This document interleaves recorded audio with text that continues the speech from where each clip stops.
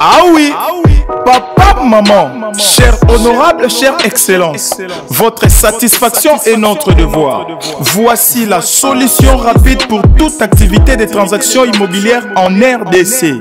Pour la vente, l'achat, la gestion, l'estimation et la mise en location de vos biens meubles. Oji mamacita, Oji mamacita, tu demandes qui de moi de nous pour t'acheter des massa. Vas-y mamacita, Oji mamacita, en plan ensemble je t'ai dit j'étais à travers le Milinga. Oji mamacita, tu demandes qui de moi de nous pour t'acheter des massa. Oji mamacita, en plan ensemble je t'ai dit j'étais à travers le Milinga. Quand je pense à toi je suis pas allé, je suis BG encore. Tu t'en fous de mes reproches et de mes erreurs qui sont moches. La bonne j'arrange mes souvenirs dans la rage de garage. Quand je suis dans le Mbote libota bandeko nanga na ye lelo nde na lobaka toujours eloko soki eza mabe tolakisaka te, tolakisaka biloko bien po bosomba biloko bien po esala bien.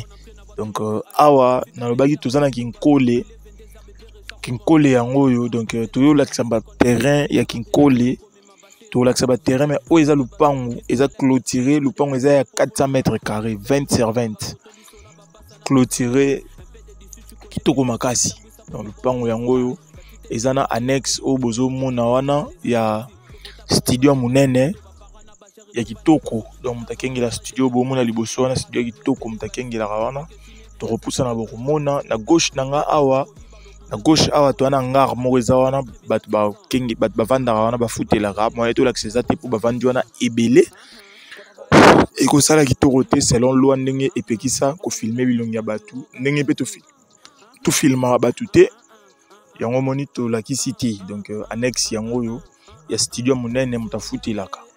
Lupango eza clôturé na portail ya chair. Donc un autre portail ya chair c'est que bachaki yango muta somba lupango oyo un radio cha yango biso nde to sombisa e portail oyo. Donc eza portail ya chair to robima libanda boromona yango eza ma portail ya qualité.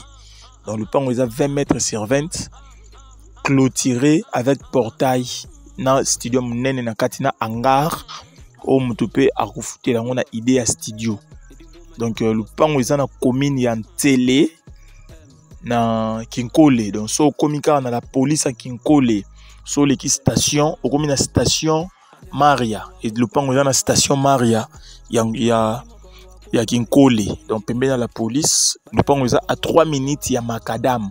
Na lobi bien lupango eza à 3 minutes ya Makadam na makolo na moto te mais na makolo. Donc lupango eza ma ekoza ba 10e ba 8e 10e parcelle na avenue. Donc lupango eza bien, lupango eza 20 mètres sur 20 à toi libanda yango total portail yango wana lupango eza 20 mètres sur 20 bachango $35,000 à discuter. Donc eza makambo ko discuter aya makambo banga prité bato o babanga ba prix bobenga ngati et aya makambo banga prité lupango eza pembeni ya Makadam eza bien $35,000 à discuter. Donc toyebi place to suka yo oyo za intéressé benga biso to solola. Donc atu bimi libanda to bagi to tambola tito koma na Makadam et permettre mutu nyonso amona distance ya kolongola lupango place to uti tinde to koma Makadam. Donc $35,000 à discuter. Mukolo na yango apesa ki biso mandat to lobi ke toza na posa ya mbongo. Donc le mapango biso to chaka po toza na posa ya mbongo. $35,000 à discuter. Oyo aza intéressé abenga biso to solola. Donc to solola ba document nyonso eza normal eza sur place. $35,000 à discuter 20 mètres sur 20 binomo bo mona a to uti lupango to obima Makadam. Donc bo calculer da ba minutes o to longwe na lupango to obima Makadam ngana lobaki eza à 3 minutes na Makadam. Donc to tambola bo mona Makadam yango na liboso na biso.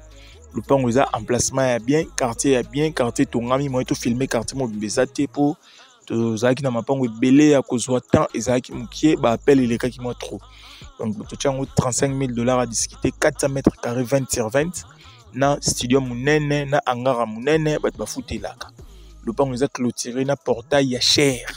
Donc mutasala ki a dépensé ki ba portail tout ça to estimer to calculer yango tozoteka yango. Donc pona oyo akoza intéressé kobenga biso na numéro ndenge ezalaka toujours to solo to beta masolo ko banga prêter s'il vous plaît.